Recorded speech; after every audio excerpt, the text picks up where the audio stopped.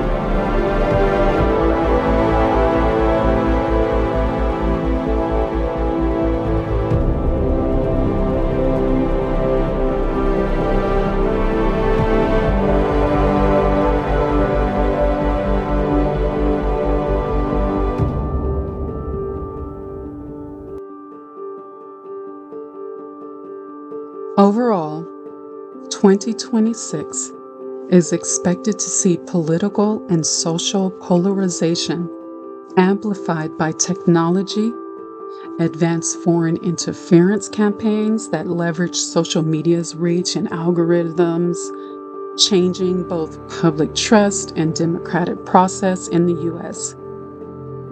Efforts to confront this will require enhanced public awareness, stronger cybersecurity policies, and coordinated government and private sector responses. So what else can we expect in 2026? Healthcare premiums are slated to rise significantly, especially on Affordable Care Act marketplace plans. where average premium increases are projected to increase to roughly 114% compared to 2025 levels. This means that monthly premiums will increase by double plus. That equates to whatever you're paying now will either double or triple per month. For example, a 6-year-old couple at 402% FPL faces $22,600 plus yearly increase. Another example is that your monthly payment of $500 a month could go up to $650 or $750 per month. Cash-strapped Americans, especially mid-income without subsidies, will feel this acutely, forcing choices like dropping coverage or skimping on care. And so the first question is, why are our monthly premiums the cost of a car payment in the first place? And another question is, why is this happening? Well, it's simple. The pursuit of ideologies supersedes sensible policies in protecting the American people. This is all just political gamemanship, a game that's destroying human lives.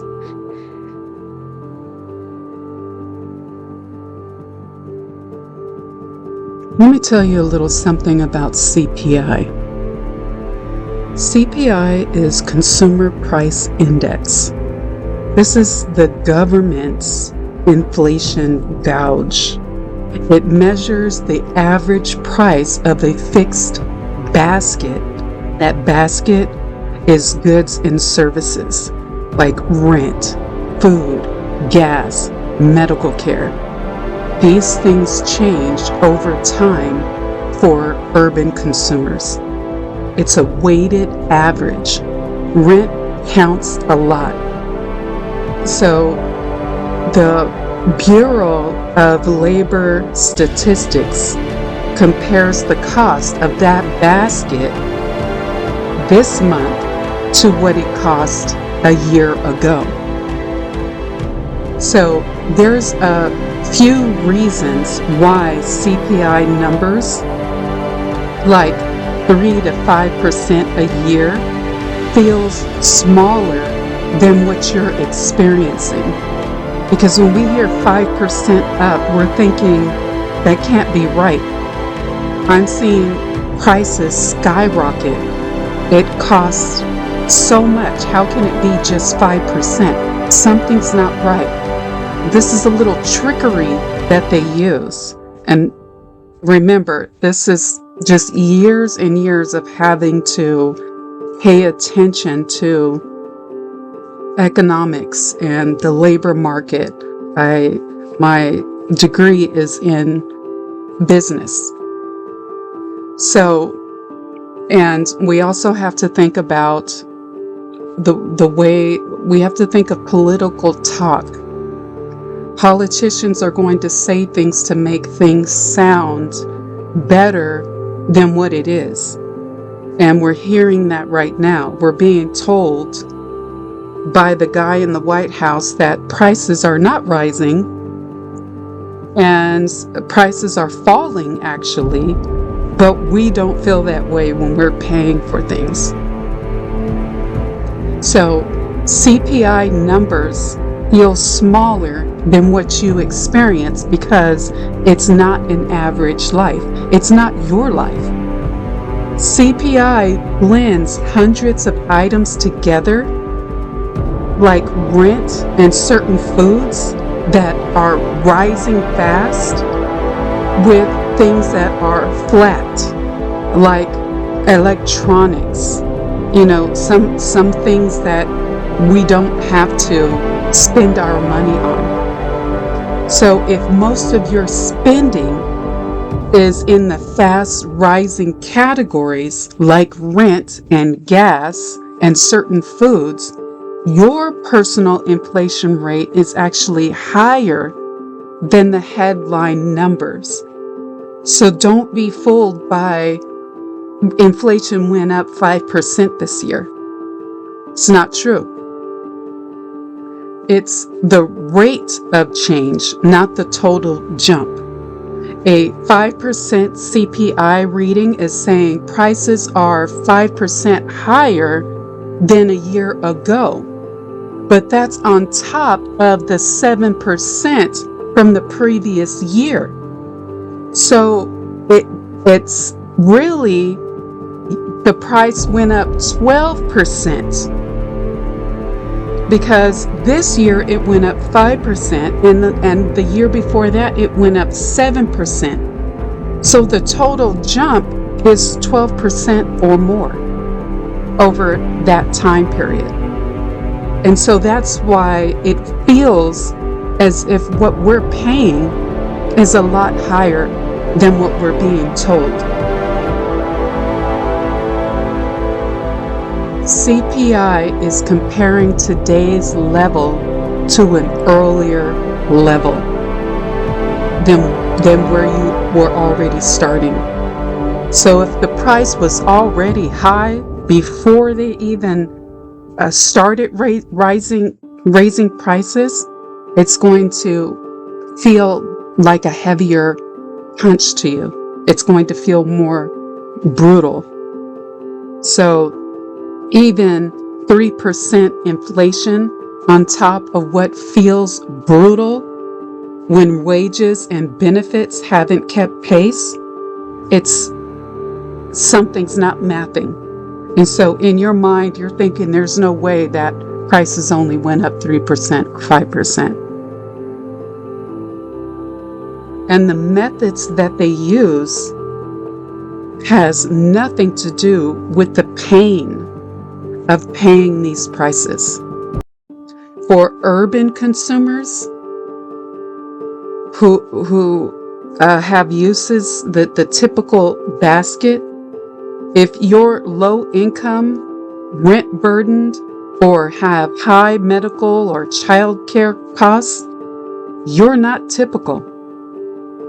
So this typical basket that they're using doesn't apply to you. That typical basket applies to people that are not in those categories. It uses substitution and quality adjustments. So if steak gets pricey and people buy more chicken, the index assumes some switching, which can understate how it feels if you can't or don't want to downgrade. You understand what I mean? So you really want steak, it's too high, you're forced to buy chicken, so you feel the pain of having to substitute what you really want for something else. And so these numbers don't qualify these adjustments, these substitutions that you're having to make in order to live. And big ticket items dominate that feeling. That, you know, that feeling when you have to pay rent, when you have to buy groceries, when you have to pay utilities, car insurance, healthcare, things that are not optional. You have to pay it. And so there is no substitution for, well, instead of paying rent, I'm just going to, no. You can maybe do that with steak, but you can't do that with rent. You have to eat. They know you have to eat. And so, of course, that's where they're going to raise prices, because that's how we're going to stick it to the people and get richer. CPI is a useful macro yardstick but it hides distribution. For people whose budgets are already tight and skewed toward housing, food, and healthcare, 5% inflation can feel more like 10%, 15%, 20%, 25% in real life, because it hits the necessities that you can't escape, while incomes lag behind.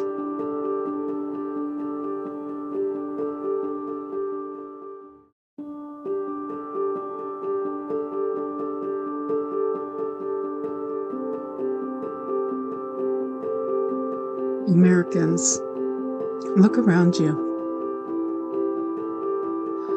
The GQP safety net plan is stripping away the bare essentials from millions. They're shifting costs and risk from the powerful federal government onto the backs of low-income families, cash-strapped states, and underfunded hospitals. This isn't just policy. It's a direct assault on our ability to survive. Less care, less food, mounting debt, and a spiraling path straight toward crisis mode. Truth be told, we want to work, preferably at jobs that we love to do. And we want to be paid fairly. We want to be able to take care of ourselves, because pull yourself up by your bootstraps has been ingrained onto the working people. The rich never hear pull yourself up by your own bootstraps. They're given the handouts that people in need should be getting.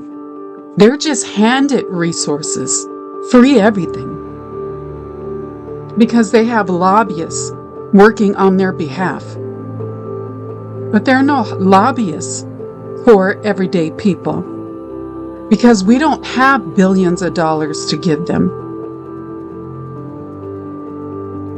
But let me be clear. We are not helpless. And for far too long, we've been told to rise, to march in the streets, to rally for one day every few months, hoping that the powers that be will listen. But our history shows a very hard truth. Tyrants do not resign. They don't fold under polite protest. They thrive on our complacency, knowing that momentary demonstrations won't dismantle their grip. Yeah, go out here and have your little rally, and I'm so, oh my gosh, like I'm gonna lose sleep because of that. They're gonna wake up the very next day and act as if none of that happened, because it's not their problem. Our non-violent protests, they are vital, but they're also predictable, and they're painfully insufficient. It's time to level up. It's time for sustained, organized, and bold action that disrupts their narratives and demands justice. It's time to support unions, to push for worker strikes, to organize collective boycotts, to run grassroots campaigns that challenge every institution complicit in this assault. Every voice matters. Every effort counts. Together we are mighty. And this economic boycott, oh, we're just going to do it for a few days. What's a few days supposed to do? Oh, and we're so concerned that they may lay off people. They're going to do that anyway. We're not just fighting for our safety nets. We're fighting for our dignity, our humanity, a future where no family must choose between medicine and rent. We pay more for medical expenses than anything else. So stand with me on this. Move beyond the comfort of occasional protest. Harness your power, your passion, your resilience. History is not written by those who wait. It's claimed by those who act. This is our fight. Let's win it. No more waiting. No more half measures. The time is now. You deserve this. You deserve better than this. Thank you for watching.